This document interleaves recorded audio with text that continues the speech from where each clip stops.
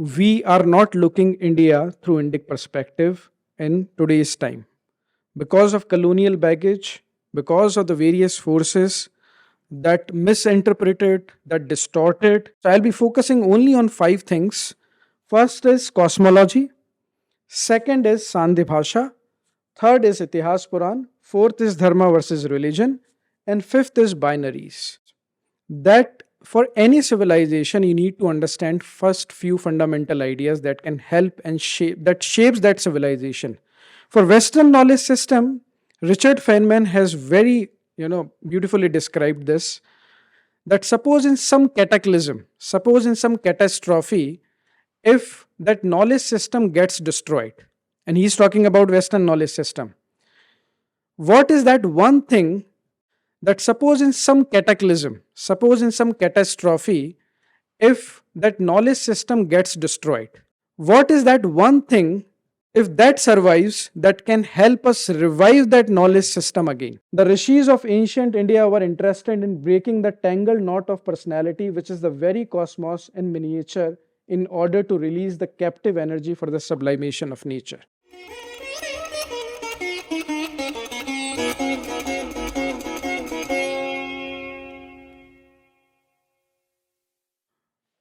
Shri Gurubhyo Namaha.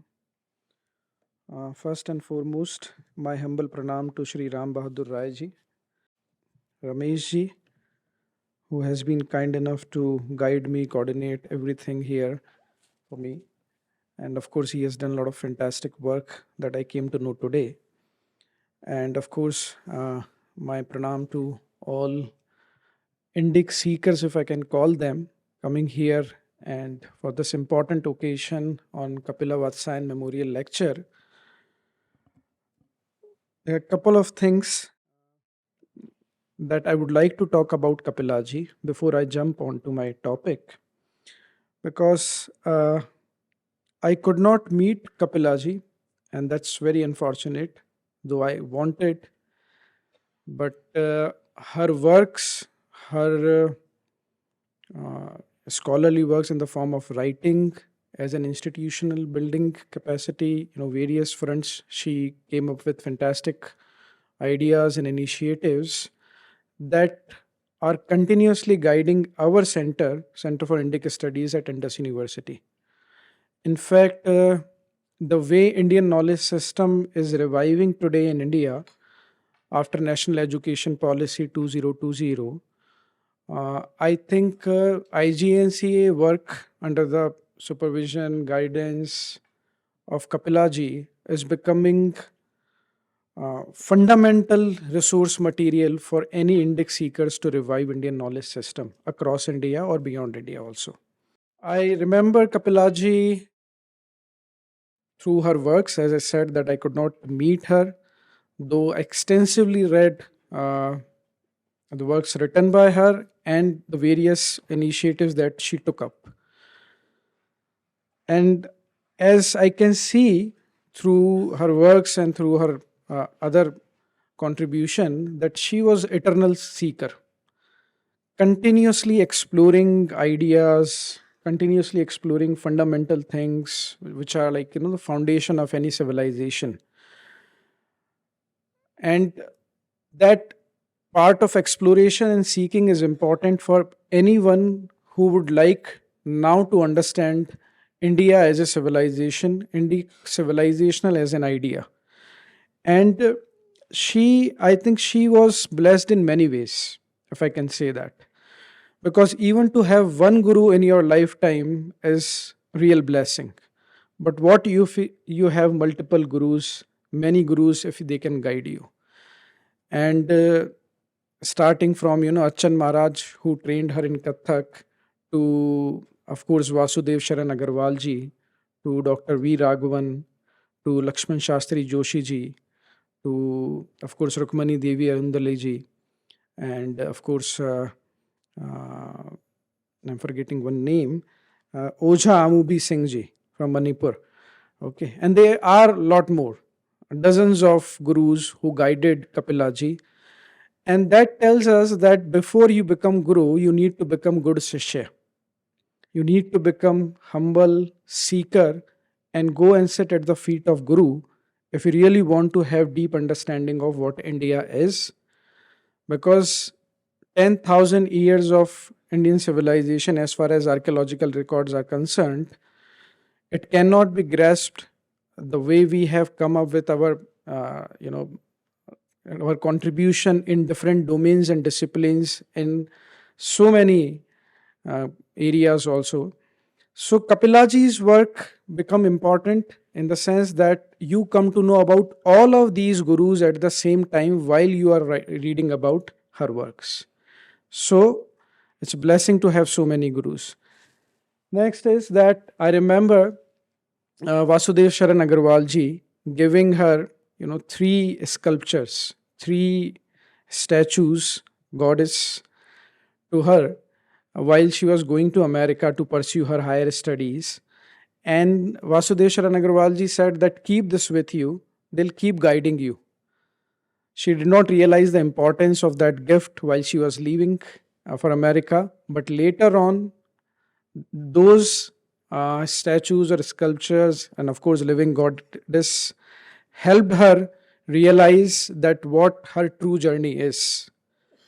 And of course, Vasudev Sharan Agarwal ji became her guide, supervisor, and guided her intellectual journey later on also. I remember this because how Guru can transform you in many ways, sometime in invisible, subtle ways, sometime directly through teachings also.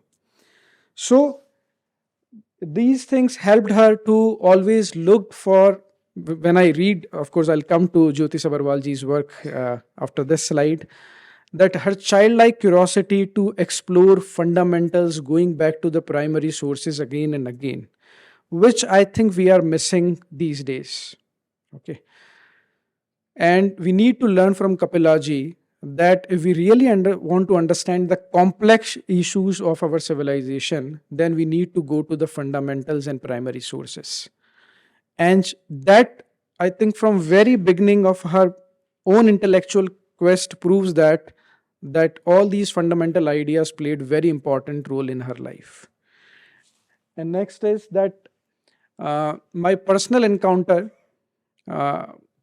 regarding her work come very late, I would say that, because the Center for Indic Studies, which we founded with inspiration from the work of Shri Ram Saroop ji, Sitaram Goel ji from Voice of India, and of course Dharampal ji. And then I came to know about Kapilaji's work in the writings of Rajiv Malhotra ji. And being different, I came across this reference of a square and circle of Indian arts. And wonderful quotation Rajiv Malhotra ji has provided when he was talking about the interrelationship between various Indic ideas. And I got curious to know who has written this. And I purchased that and went through it and found it really interesting, stimulating. I think one of its unique kind of work that any scholar has done in India. Seeing the interconnection between such vast fields, which from appearance look like having no connection with each other. And then, of course, later on, Kala Tattva Kosh became guiding pointers for me when I was doing my PhD in semantics. And of course, lately, those who are not aware, Plural Cultures and Monolithic Structures is excellent collection, compilation of articles on very fundamental issues of Indic ideas. And not only that, I came to know through her works galaxies of scholars that can help any Indic seekers to understand Indic civilization in and out. Okay. And of course, in that journey comes this important biography of Jyoti Sabarwalji, who's sitting here, and I'm really indebted to her. And I recommend this biography, those who are here offline and online also listening to this, that please read this excellent biography, which is titled as a cognitive biography. So it's intellectual journey of Kapila Vatsyayan ji, because not only you'll come to know about what Kapilaji did, but you'll also come to know about the people who are responsible for who's who of Indic Renaissance as such. So this is very important for any Indic seekers again.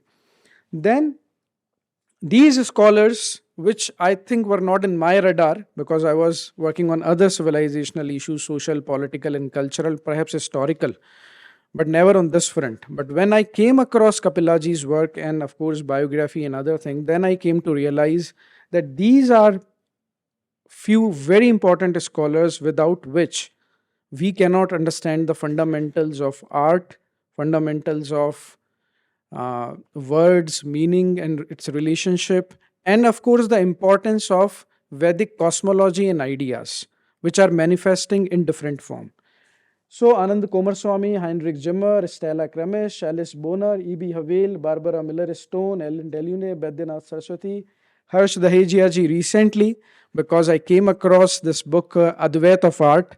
The preface was written by Kapila Vatsyayan ji, and that became very important for me to go through that work and found that Harsh Dahejiya ji is very important scholar for Indian art, and I could connect to various ideas he is also talking from a very deep fundamental perspective.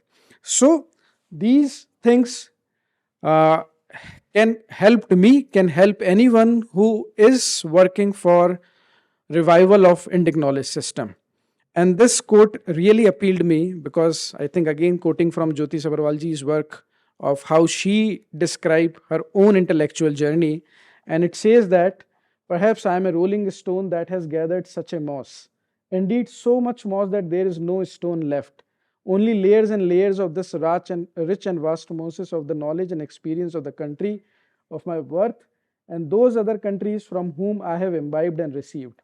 All that I know is that my memories are the memories of my shapers and makers, of those who sometimes their ordinariness were extraordinary, at other times they were extraordinary and I the ordinary. Such a wonderful way to describe uh, her own intellectual journey, paying tribute to her gurus, at the same time assimilating whatever coming in her way.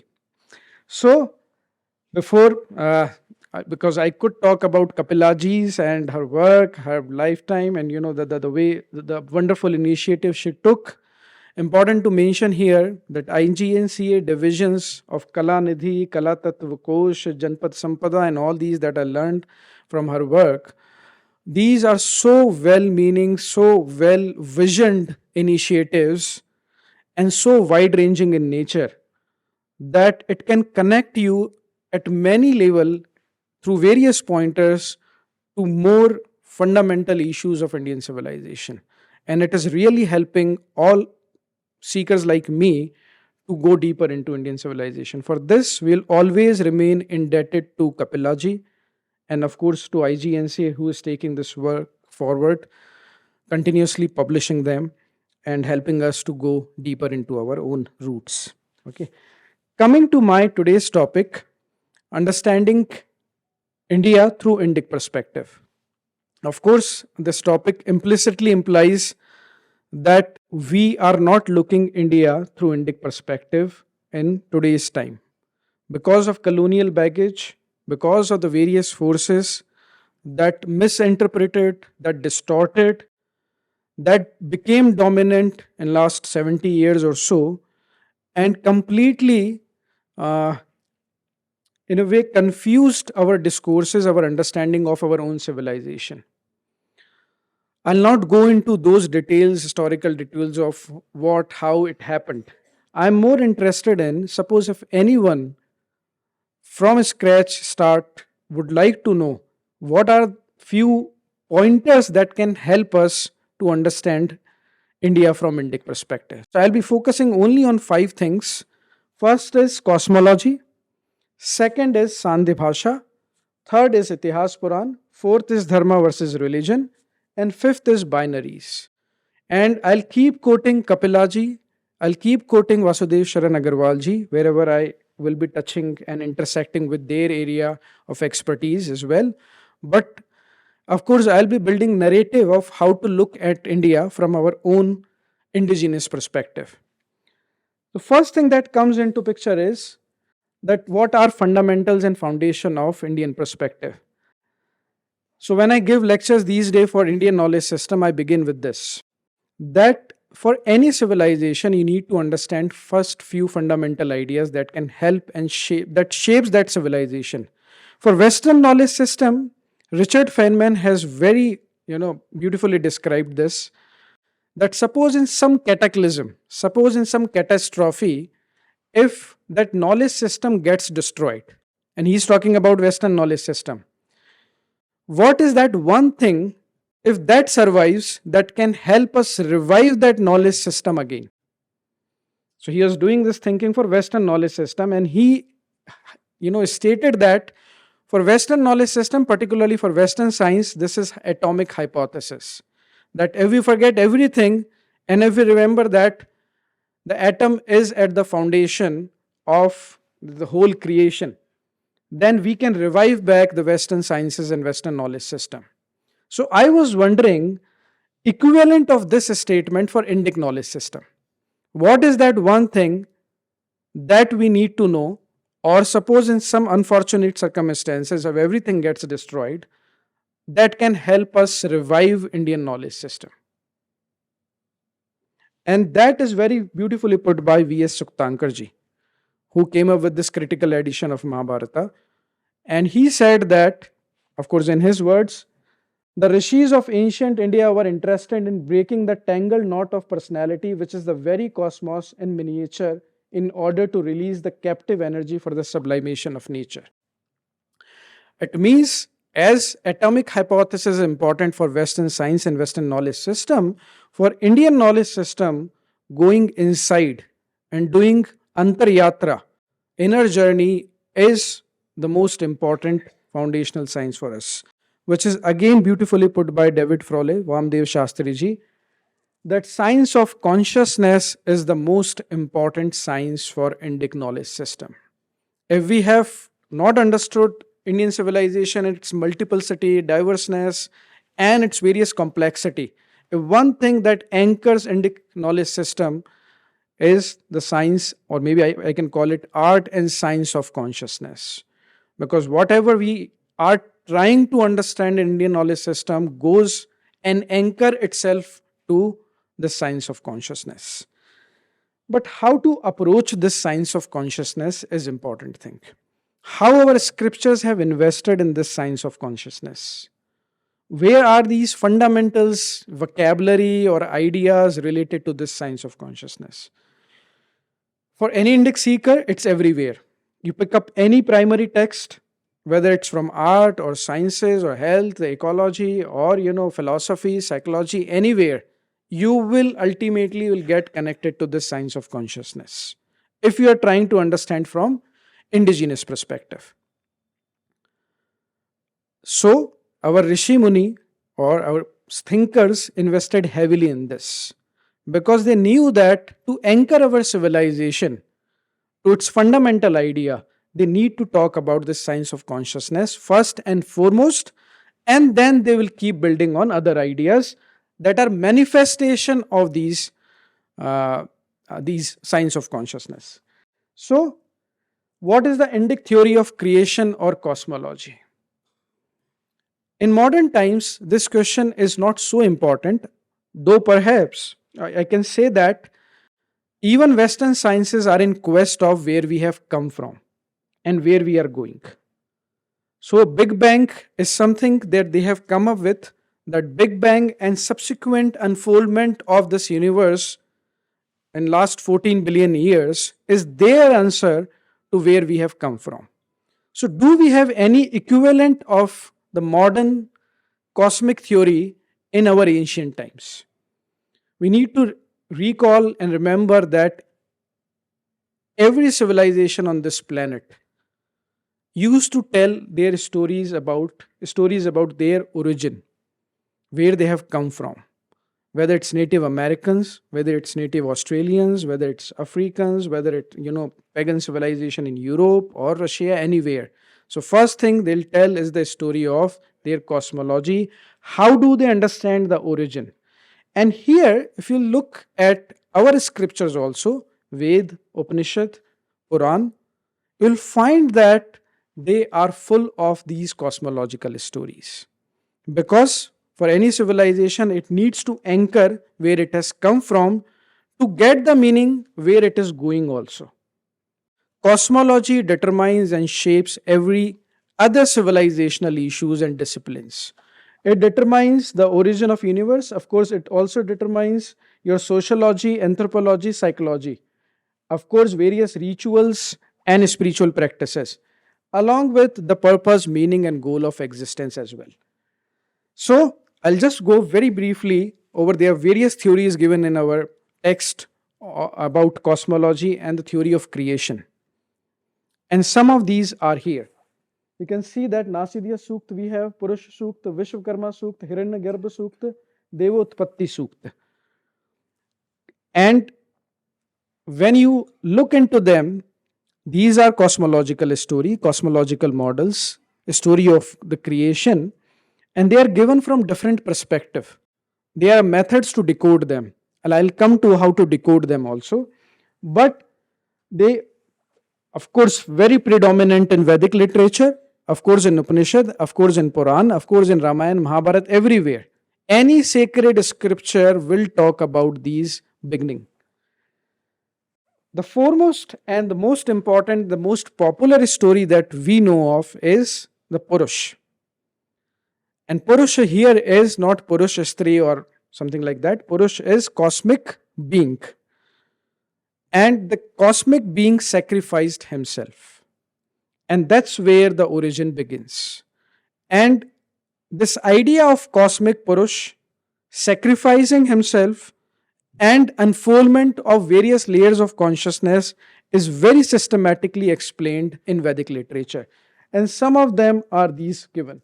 So in Purush Sukta, which is very important, with 1,000 heads, 1,000 thighs, and 1,000-foot Purusha, then of course the manifestation begins. I'm not going into the details of these.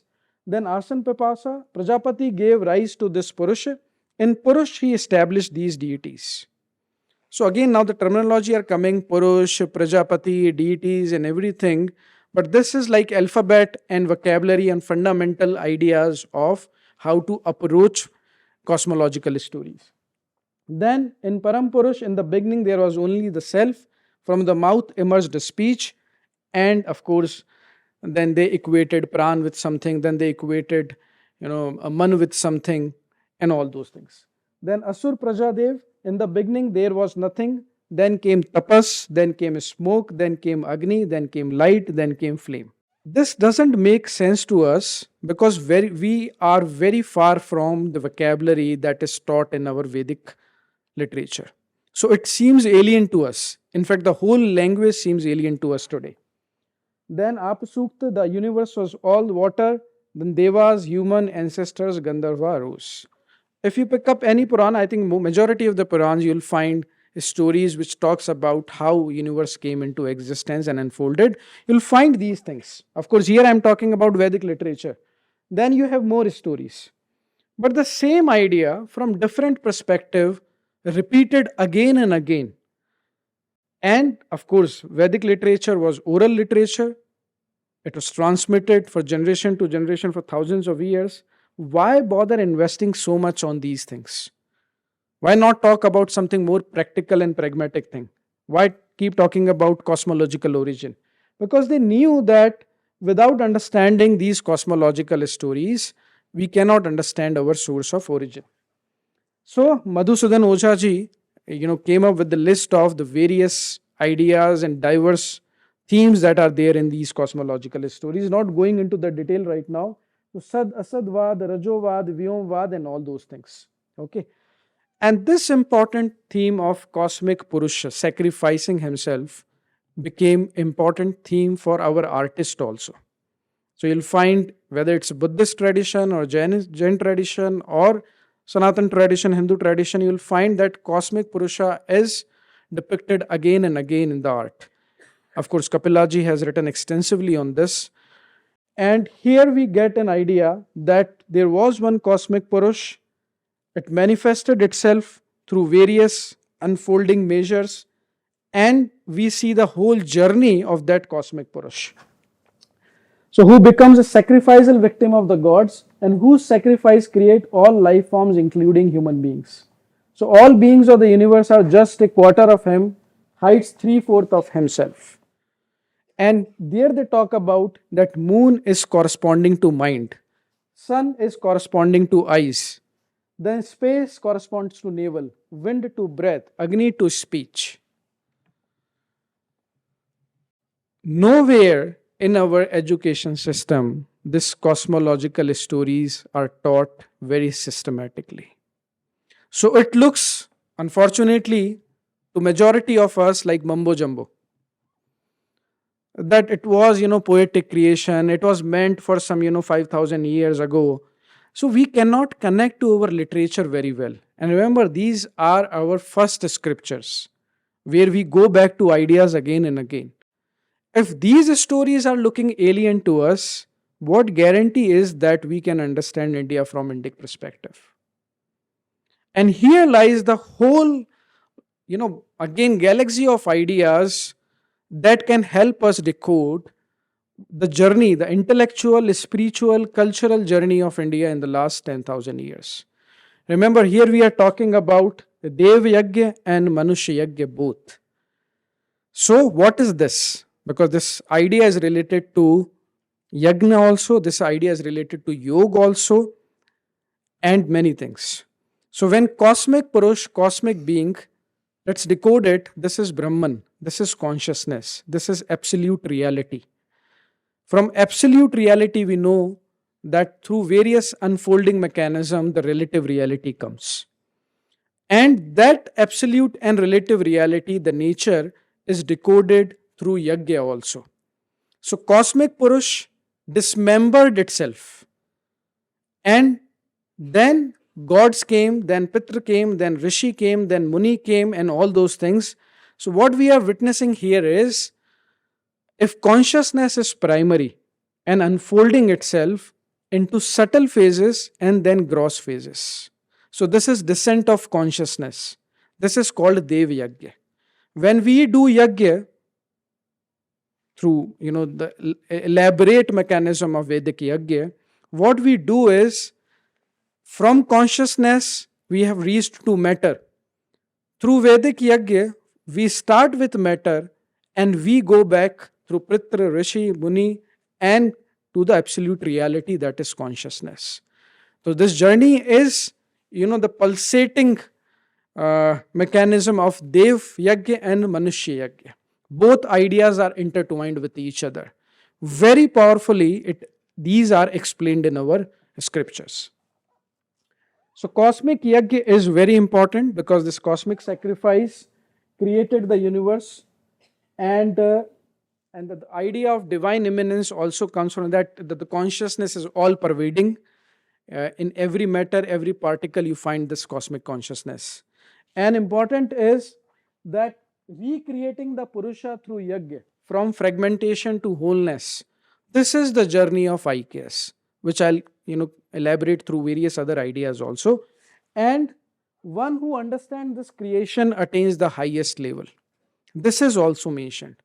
So it means that there are some things that we need to go deeper and understand this. And once you understand this, the whole idea, not at the information level, but at the experiential level, then you can attain the highest level. So symbolically, they are hinting at something. Okay. And Ananda Komar Swamiji, who written extensively on Indian art, he equated this cosmic Purush and Dev Yagya to Manushya Yagya as an inner sacrifice. And which is important, life is a grand Yagya, the body is Yagyashala, our wisdom is Agni, our desires are the offerings into the fire, our weakness are the animals offered to Yagya, our mind intellect pair is Yajman Patni, our Indriyas and Pranas are the Ritvik, day and night are the Darshan Purnamas, and death is the Mahaprat. He is talking about how from Purusha we became Pashu, and how through Vedic Yagya or through other spiritual practices that journey can be reversed from Pashu to Purush. And it did not stop at Vedic literature. These ideas are there in abundance in Purana, because in Purana you have the first section as Srishti and Srishti Khand, where you come to know about where is the origin, how the cosmic beginning. Here I'm just giving you the glimpse of that the language is different. In Vedic scripture, you'll find lot of symbolism. When you come to Purana, it states itself, the ideas in narrative form. So you have stories, you have characters, they are fighting with each other and all those things. But the idea is same here. Okay. And the same idea we find in Bharatiya Darshan also, that is Indian philosophy, where we also see Sankhya 25 Tattva. 25 Tattva of Sankhya is nothing but manifestation of absolute or consciousness through various gradients into the matter. Also, we see the same idea in Tantra in 36 Tattva. So, what we are looking here is the idea that originated maybe 5,000 years back in Vedic literature. The continuity is there in the subsequent literature. Only thing is the language has changed, which is bound to happen. The way it is narrated, the way it is explained, and the terminology also gets changed. But those who are well versed with this literature, well grounded in it, they can see the interconnection between these ideas, that these are nothing but the ascent and descent of consciousness. So, from Purush to Manav, this is ascent and descent of consciousness I was talking about. And Harsh Dahejia ji has put it very well that in modern times, actually it is his statement, from Purush we have come to Manav, from primal man to mankind. That's why we are so obsessed with ourselves, with ego, with our own mind creation and all that.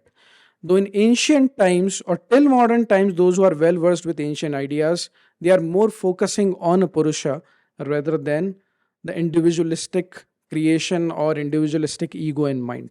Okay. And here Kapilaji writes very beautifully, which prompted me to look at this whole area also, that while we have dismembered the Prajapati, she's talking about the original cosmic sacrifice and how it is manifesting. We have not understood how to hold a yajna to make a whole. Called the total Purush, education became the tool of dismemberment, not of creating the whole. What a powerful statement. How symbolically expressed. That the whole purpose of education is to bring back us to our holistic nature, to take our journey from matter to consciousness, to begin with Pashu but to end up with Prajapati or Pashupati. And that's what she was trying to convey through her works on art, through her works on Vedic scripture, through her works on education and other initiatives. This is my understanding.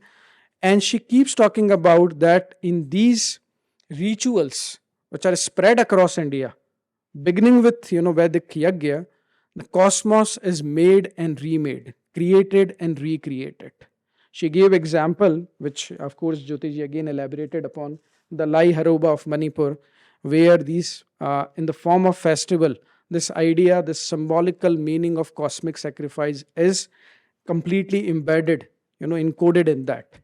One who is well trained and well versed can, understand that how even in our day-to-day rituals or year-long rituals, this journey is very well captured. So, the source and origin of Indic ideas, to understand Indic perspective, is to understand Indic cosmology. And for that, at least for a pointer, Purusha or the cosmic sacrifice is the important idea to go ahead with.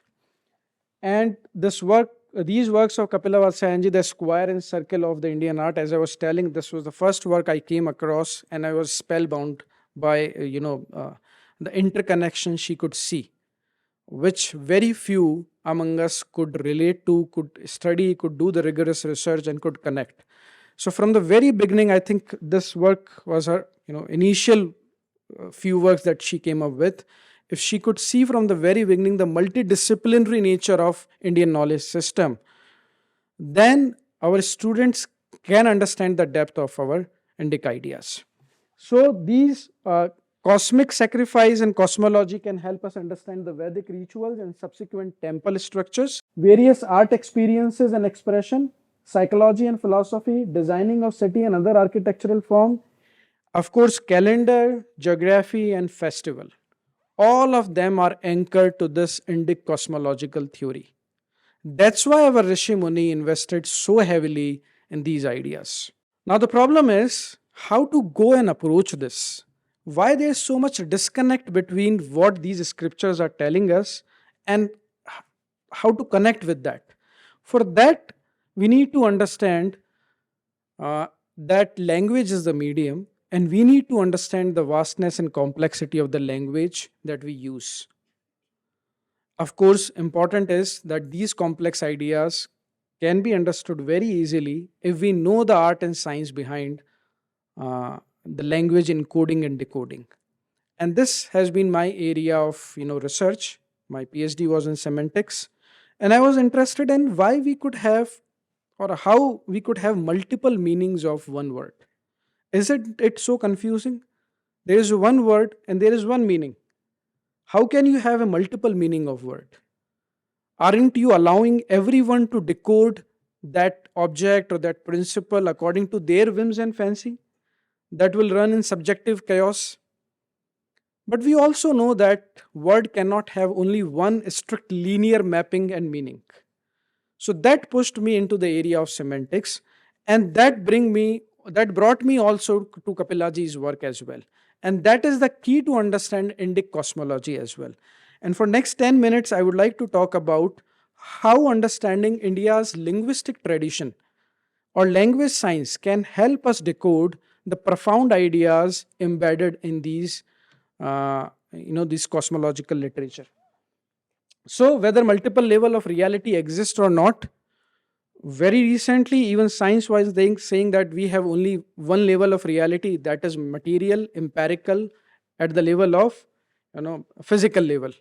But now they are, because after quantum mechanics and many other advances, they have come to realize that, at least through two slides I'll try to show it to you, that there are multiple levels of reality. This is recent work, Life on the Edge, where I found this interesting slide, that one is Newtonian mechanics, second is thermodynamics, third is quantum mechanics. And they cannot be understood if we do not take their reality, their equation, their framework in mind. If we keep jumping from one level to another, we cannot decode it. So you cannot apply Newtonian mechanics at the quantum level. The same vice versa. So it means that at least science is hinting us that there are multiple levels of reality. Second is, very recently this work has come out, the four realms of existence, and he is neuroscientist, and he's saying that we exist at four level. Of course, we understand it, we know it from our ancient parampara of Panchakosh. The similar idea is given here: biological, neurobiological, cognitive, and consciousness. So at least science is hinting that there are multiple levels of existence. But what humanities are going through? If you look at the literature, postmodernist literature, or related ideas, that they are in the basic crisis, what I call the crisis in the humanities, because they do not have any proper theory to decode multiple layers of meaning.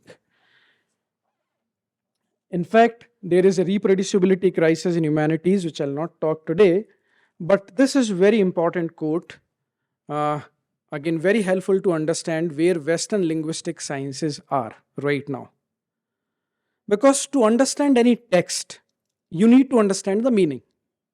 But to how to come and arrive at that this is the meaning of this text. So what's the relationship between word and meaning and all those things? So those who are working at the frontiers of Western linguistic science, they are writing this. And one of them is Ray Jackendorf. Meaning is the holy grail not only of linguistics but also of philosophy, psychology, and neuroscience.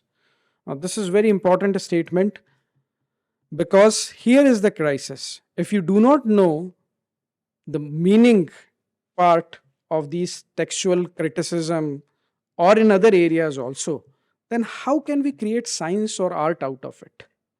Then can we approach our text of cosmology or other, let's say mystical writings as well? Understanding how we mean and how we think is a vital issue for our intuitive sense of ourselves as human beings. And this is the major crisis in humanities department today. Those who know, those who can articulate it, they'll understand it this way. So this brings us to the very important area of what's the connection between word, mind, language, and reality, and all those things. Are words merely labels? Is language external to objects and thought? How to unlock the higher meaning? This became my quest to understand, whether we can decode our text or not. So, for in Western linguistic tradition, the battle is going between the objective and the subjective interpretation of the language. On the one hand, you have modernist, and other hand, you have postmodernist. Modernists say that you can have one-to-one mapping of word and meaning. So you can create, algorithm, computing, and all such kind of mechanism to, at the machine level. But they are failing at a different level, because we know that even at the simple level, you cannot uncode or decode the multiple meanings of poetry through machine learning. You will get stuck at literal level. Okay. And on the other hand, you have postmodernist, those who are decoding and saying that multiple meanings are dependent on individuals' interpretation. So you are giving everyone their opportunities or their right to decode even ancient text as per their whims and fancies. Okay. So this says, and of course I have written the name of these scholars who are involved in this. So this battle for the last 50 to 70 years has been going in linguistic tradition and how to decode meaning. And this brings us to, again, to the fundamental thing of word and meaning. And if we get insight from our own literature, we find that this important statement: language cuts form in the ocean of reality. Gaurir Mimama Salilani Taksheti. This is Rigvedic statement which says that in the ocean of reality, language cuts form. And this gives a lot of insights about linguistic tradition of India. So when you name anything, you categorize things. And naming and categorization is interrelated with each other. But how that categorization is done is complex phenomena. Which this insight was also with ancient Greece was also there. Plato's Cratylus, they have written on this. So let's see, if you see colors, what you see here is, for us might be one color. For English, they could be two green. For English, they could be two blue. Okay. Even for Russian, they could be two. For Japanese, they could be one. Green and blue, both in one category. So suppose if we have disagreement even in categorization of color, whether this is called green or blue or green and blue and mix and all those things, just think about various other ideas associated with categorization. So this art and science of naming and categorization is very complex. And look at how red is divided and categorized into many areas. Okay. In fact, this brings us to this interesting example of Tagalog tribe of Philippines. We have only 3 words in English: I, you, we. For them, they divide, categorize whom they are dealing and doing the linguistic conversation in so many ways. So when we do a study of languages across world, we'll find that the various words are differently categorized and various ideas. In fact, Kapil Kapoor ji put it very, in his own style, कि हमारे यहाँ पे तो बर्फ है, चाहे से वो शिमला में गिरे, चाहे से वो वाइन में गिरे, उसकी कोई डिकोडिंग नहीं है. But when you go and look at Icelandic people, they have 15 names of ice. So remember, this cognition and language is very important idea to go with.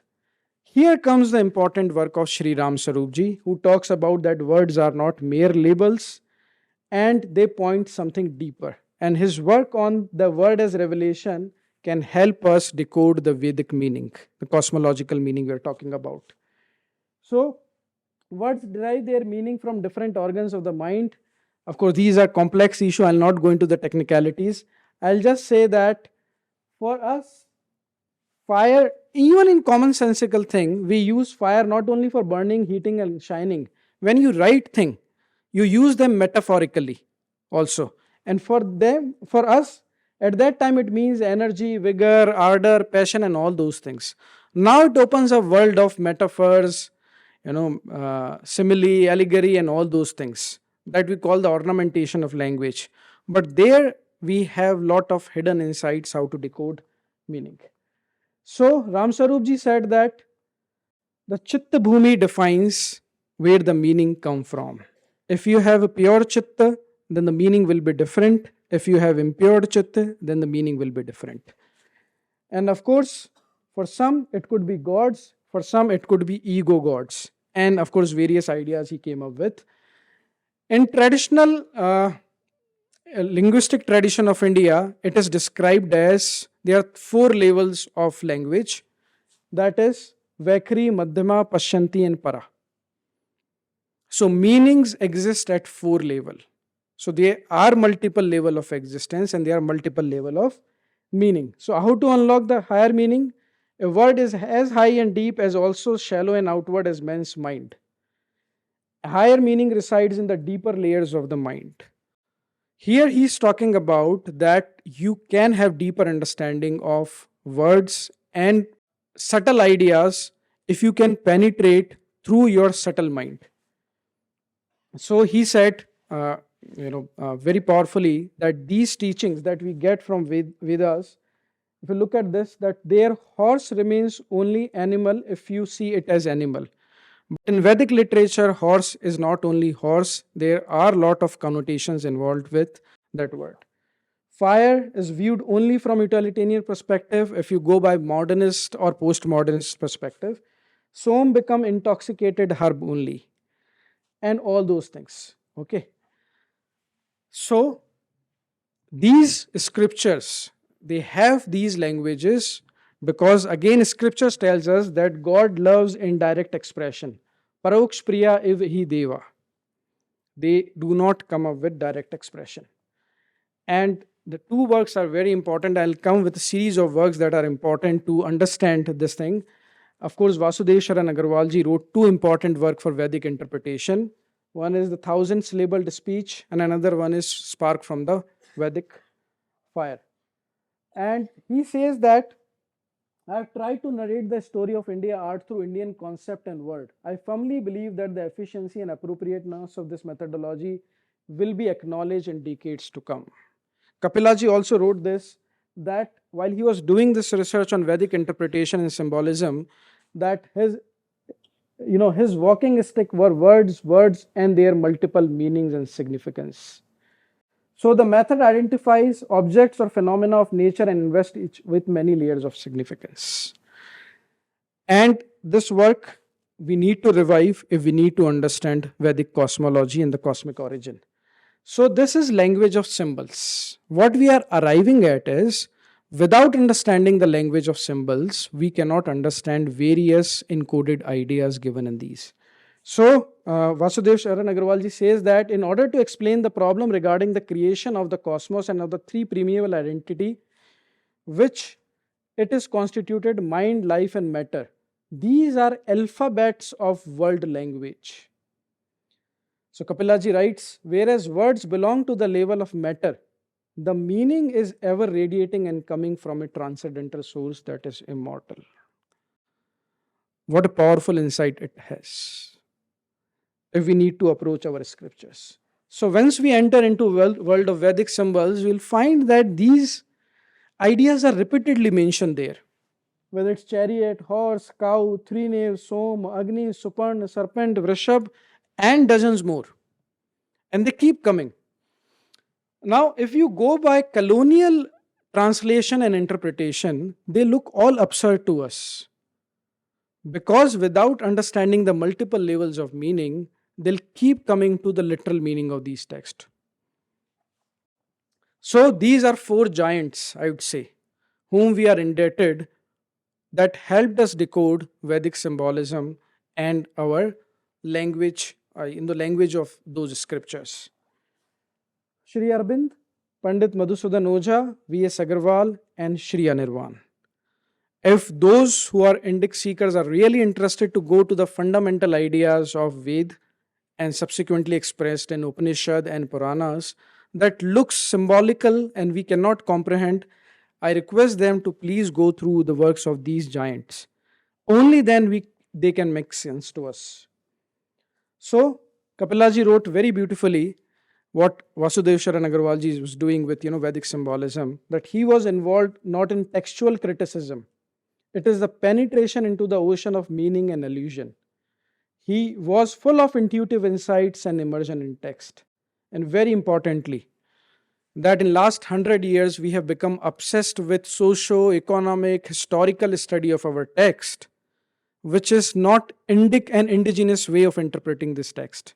I'm not saying that we cannot find historical information in these texts, social information in these texts, but these texts are meant for explaining the science and art of consciousness. And there they use lot of symbolic language which we need to understand. So V.S. Agarwalji, I remember this quote from her writing, and he was working from Vedic and Puranic correspondence and correlation between their stories. So he said that, "Oh Kapila, wonders have happened today. I have just discovered that Puranas are not just narratives of mythology, meaningful no doubt, but are in fact restating and re-articulating Vedic cosmology and symbolism in a narrative form. Further, they are as if coded icons of philosophical principle." Where we are all the time engaged in that how Purana came later, how they are mythology, they are not connected with Vedic scriptures, how Upanishad is different. In chronological studies of our text, looking at them from linear perspective, looking at them from historical, economic, what kind of ideas we are coming out with. The great scholars could penetrate and see the unity and the themes running behind them and could bring out the symbolic meaning. And that was the same done by, of course, the first I came to know about, of course, Sri Aurobindo. Then I came to know about V.S. Agarwalji. But if any one of you are coming from Vedic interpretation or studies, you'll realize that this is very important interpretation done by Sri Aurobindo, that wherever we find the mention of Ashva and Gau, it does not literally mean horses and it does not literally mean cows. Otherwise, we'll start interpreting Vedic literature as those people, Rishi and Muri, those who were involved in trading of cattle and horses, and nothing more than that. Even documentaries and films, those who are made at depicting that era, they are showing that they are the people who are concerned about that their cows are stolen by somebody, their horses were taken by somebody, they are fighting with each other, for the possession of those properties and all that. So the all sublime higher meanings are robbed of, completely taken away from that interpretation. Sri Aurobindo restated those reinterpretation in modern times by stating that Vedic horses and Ashwa and cows are not cows and horses as we literally understand them. They are the principles of light, energy, consciousness, and force. For Ashwa, he said that it is depicting pranic chetana, and pranic forces. For cows, he is telling that, of course, going through the rigorous study of Vedic literature, he is not speculating. He was immersed in sadhana and he knew the text very well. He is saying that cows there means pragya. It means something related to mind. And he was not alone in saying this. Of course, Pandit Madhusudan Ojha ji, who was mentor to Vasudev Sharan Agarwal ji, he said the same thing. In fact, he said that cosmic sacrifice and Ashwamedh Yag are both connected symbolically with each other. Ashwamedh sacrifice is nothing but depiction of cosmic sacrifice in another form. Even Ashw here not literally means literal horse. It can mean horse also. But look, in the multiple levels of meaning, only one meaning does not exist. Another meaning is the sacrifice of your pran. So from pranayam, you begin your journey of inner experiences. That's what he was decoding here. Also, he talked about that yagya, samvatsar, our calendar, and the cosmic sacrifice, they are interconnected with each other. That's why the whole calendar of India, like the whole year of it is depicted in our Indian calendar. We have Uttarayan, Dakshinayan, and the ascent and descent of consciousness, and the various mappings of Rishi, Muni, Pitra is done in there. So that cosmic sacrifice is equated with Samvatsar because Samvatsar is time. Eternal time is splitting itself into fragmented time, minutes, seconds, years, and all that. Now it requires really very, good grounding in our text and interconnection to see these ideas. So the process, and he says that this idea is cosmological. Of course, we can equate it with the Big Bang. But remember, this did not happen only historically. He said that this is happening again and again. This is recurring and eternal phenomena. So Ojaji says that the process of creation which began in the past is continuing at present and will continue in the future. All these are creations of Brahma. Of course, lot of ideas what Vasudev Sharan Agarwal ji wrote came from Pandit Madhusudan Ojaji. And of course, one very important and influential scholar who wrote very authoritatively on this ideas is Sri Anirvan. His writings are not very well known, though his works are coming out. His 3 volumes, Vedic Mimamsa, got, I think in 1970, State Award from West Bengal. And here he talks about the language of symbolism as Nidan Vidya. That if we do not understand Nidan Vidya, we cannot understand these texts. Then he also uses the same term, but of course same meaning, but different term, Sandhya Bhasha. Sandhya ya Sandhya means the joining of 2 points. It means twilight. So when you look at these words, they have meanings. On one side, material meaning. On another side, they have meanings which are higher in their purpose. So without understanding Sandhya Bhasha, we cannot decode the language of mystics. And his 3 volumes of Ved Mimamsa is excellent repository of these interpretation of Vedic symbolism. Here he says that Yajna is nothing but inner yoga. Yajna is outer yoga. Yoga is inner yajna. So there is correspondence between inner and outer Vidya. And there he started decoding about Agni and Som. And of course, various other ideas given in Vedic text. Not going into the detail because it will take a lot of time. But he says that Ashwa here is Prana Shakti and Gau is Pragya Shakti. When we say Vedi for Vedic Yajna, it means Hriday, where the consciousness is located and centered. Okay, I'm just giving pointers here. And Upanishad talk about man is becoming divine. Puran is talking about divine is incarnating and becoming man. So the whole process of man becoming divine and divine becoming man is so natural to Indian mind. We do not see the huge gulf or separation between man and divine, which we find in other ideologies. He also talk about that Pani, Vritra, which Indra fought against. They were not people. Indra represent the higher mind and Vritra and Pani represent the ignorance and avidya. So this fighting is against avidya and ignorance and so on and so forth. That's why Indra is called Shatkrutu. And he also called that this whole Vidya is called Chinmaya Pratyaksha. Because when inner and outer are both connected to each other, it is Pratyaksha. But it is illumined by consciousness. That's why it's Chinmaya Pratyaksha. There, very interestingly, and many of us might be well versed this, that whenever you find in text, Nadi is mentioned. Okay, Saraswati Nadi or other Nadis are mentioned, other rivers are mentioned. Nadi are corresponding to Nadi also. So when we say Ganga, Yamuna, Saraswati, it sometimes means geographically Ganga, Yamuna, Saraswati. But in majority of times, it also corresponds to Ida, Pingla and Sushumna. The same happened with Vedic literature also. So these 3 giants, I'll say, of course 4, Sri Aurobindo, Pandit Madhusudan Oja, Vasudev Sharan Agarwal, then Sri Anirvan. These 4 giants in the last century helped us decode the language of Vedic literature.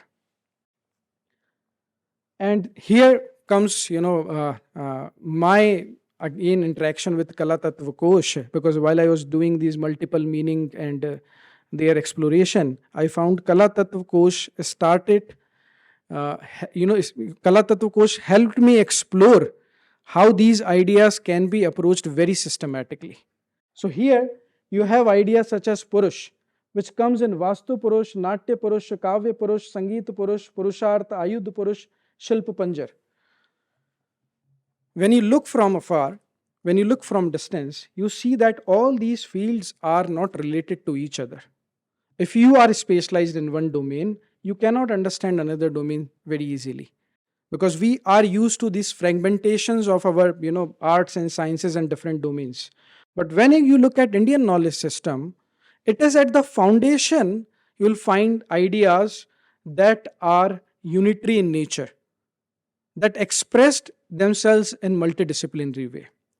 For any index seeker, Kala Tattva Kosh must be mandatory reading, because it helps us primarily going to the root ideas and then seeing the manifestation of these ideas in different disciplines. I think it must be translated in all other regional languages of India for whatever we are calling Indic Renaissance. So that's why these ideas are important, because they also help us connect to the polytheism. So I concluded in my PhD in that sense that polysemy, looking at one word and their multiple meaning, help us in polyperception, that we can look at one word from different angle. Of course, this is the idea behind polytheism also, that these are not multiple deities separated and fighting with each other. They are manifestation of one divine principle, undifferentiated cosmic force manifesting itself. This brings me to the next section.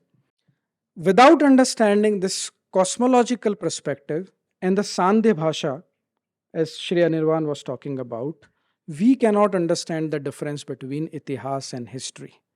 In fact, we are doing a lot of distortion by stating that our texts are historical. Again, let me repeat this. When I'm saying that they are not historical, it doesn't mean that they do not have historical information. Puranas can have historical information, but they are not texts designed with modern historical perspective. They are separate categories in themselves. Itihas and Purana and other texts related to that, they are designed with the purpose of, as we know, Purusharth, Dharma, Artha, Kama, Moksha, to attain that. They were not repository of historical objects or historical kings living at particular time, or ancient cities and all that. Though there are a lot of geographical information encoded in that. But if we equate Itihas and Puranic literature with modern history writing, we are going to miss lot of multiple interpretation I was talking about. And this is important because in Itihas you have multiple levels of reality. Circularity is there, and they exist at the psychic level also. History is more linear in nature. They exist at the physical level, and they are obsessed with chronological sequences. So to say that these texts are historical, I'm not saying that they are doing deliberate distortion of this, but our own people are indulging in degrading the concept which is higher to history. And this chart, maybe I'll show you after this slide. This historical obsession began, as Mircea Eliade put it, with linear time and history is theological obsession, which started with Christianity recording event of Jesus Christ. It is very well researched and documented by Mircea Eliade that across civilizations, you will find that history were written not in the form of modern history. History were written in the form of Itihas and Puran. There were, Srishti, there were Pratisrishti, there were Vanshawali, and all those things. And lot of things that were meant for purposing what Kapilaji calls creating virtual world. To take you into the virtual world and bring back more sublime and more pure in nature, because that will help you touch that, at the level of consciousness or transcendence. That's the purpose of Itihas and Puran. But with this obsession of Itihas and history, we are reducing our text to this level. Kapilaji noted this very perceptively, that the necessity of distinguishing between the notion of history and that of Puran and Itihas is very important, because one focus was on where and when, Itihas, Puran focus on what and why. This is very important distinction we need to understand. I'm just trying to understand, so this is not complete IKS mapping, but this is something that I helped me understand, that if there are multiple levels of reality, we can call first the outer circle as Adi Bhautik, then the middle as Adi Devik, then the third is Adhyatmik. Or it could be objective, it could be subjective objective, and it is completely subjective, impersonal, or aparushya. So it might have a lot of flaws and I need to do fine tuning. But for me, it's important to understand why history is in outer circle and Itihas is in the inner circle. Because history, as we chronically documenting it, is at the physical level. But Itihas and Puran methodologies of documenting things use lot of psychic reality in that sense and take you into the different virtual world, as I was saying. So we need to understand that to map IKS, we need to map these multiple levels of reality, without which it would be difficult. And the second last category, of course, which I worked from the very beginning because of my background with Voice of India and promoting their works, Sita Ramji and Ram Sarupji, that this theological obsession of Itihas and history comes because we do not understand the difference between dharma and religion. The colonial interpretation of our spiritual pathways as something religious reduced it to the level of dogmas, reduced it to the level of commandments. When we say dharma, we are talking about more about experiential reality. That's why sadhana is the embedded part of that. Remember, in cosmic sacrifice, we said that man can become divine and divine can become man. So there are two ways path to that. That's why Manushya Yajna is there or Dev Yajna is there. This kind of two-way communication does not exist in what we call in modern term religion. That's why that spiritual diversity cannot be understood through religious framework. Experiential spirituality cannot be understood through religious framework. Man-divine relationship, which has created a lot of confusion in modern days writing of religion, is incomprehensible. Kapilaji wrote a very important article on divine eminence when she was writing about Hinduism. Eminence means that consciousness and Brahman is all pervading. It exists everywhere inside all of us, irrespective of whether we are human being or pashu or plants or anything. This divine immanence is missing in religious ideologies. One more point, messenger and message. For dharma, messenger is not important, message is more important. Who wrote, when he wrote, which date, what, this chronological obsession of historically documenting our text.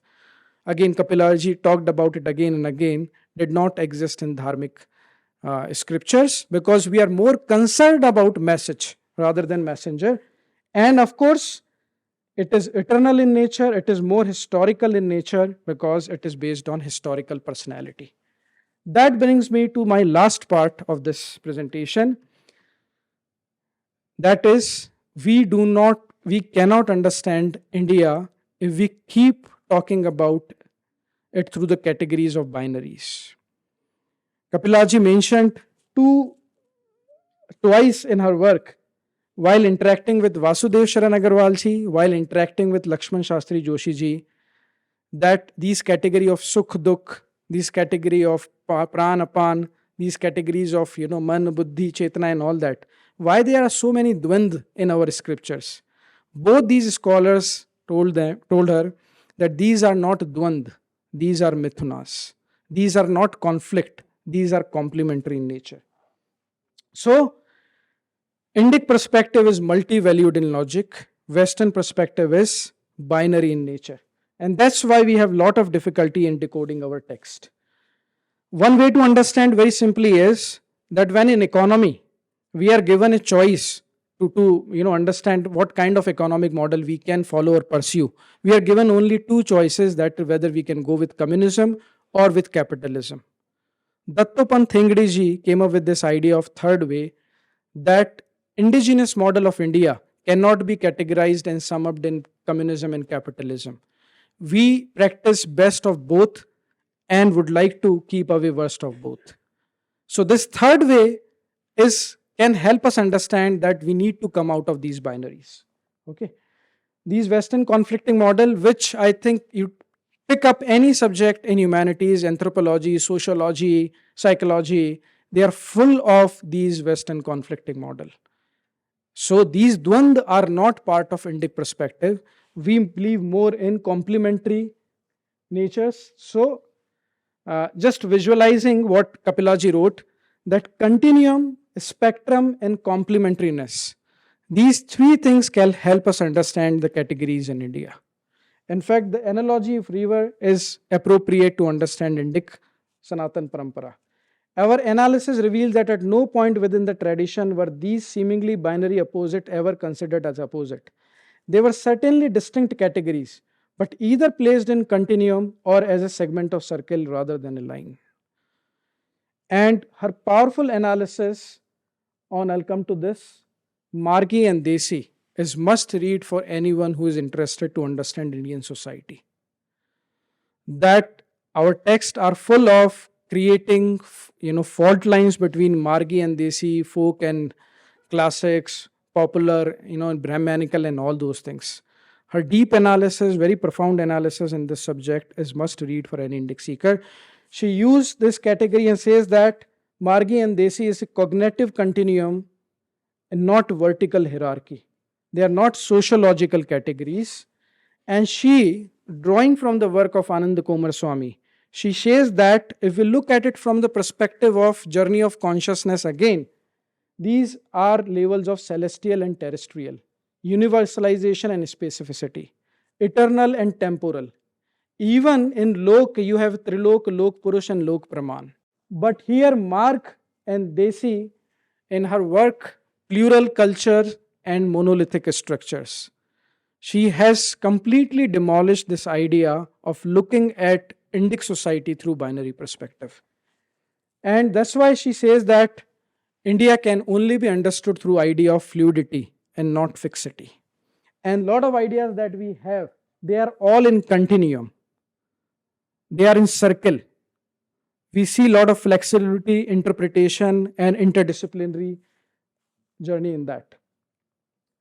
So she says that a multi-dimensional concept has been reduced or narrowed to a single sociological category, which alludes to a socio-economic level, but does not take into account that tradition did not conceive of Lok at a socio-economic level of the marginalized and the underprivileged. The dominance of postmodernism, the dominance of left liberal ideologies in our humanities department has reduced everything to this level. We have taken for and against position, but we have not observed ourselves on our own terms and in our own epistemologies. And this is very powerful message those who would like to get trained in. So journey of IKS, to sum up this journey of cosmology and transcending binaries and dharma versus religion and Shanti Bhasha, it is nothing but it is journey from Vyakt to Avyakt, again in continuum and again in fluidity, from Vaikhari to Para, from Shruti to Nad, from Vyabhachari Bhav to Ras, from body postures to spirit. In her book, Indian Classical Dance in Art and Literature, she has, in fact, in introduction, she has stated it very beautifully and with powerful research. So she says that ability to see single expressions as parts of a whole, to establish interconnections and to delineate the exact roots of interrelationship between the different branches of the tree and the different plants of the multiple species forest of the Indian tradition. If you have that kind of perspective, only then you can understand India. Dhanyavad. Thank you.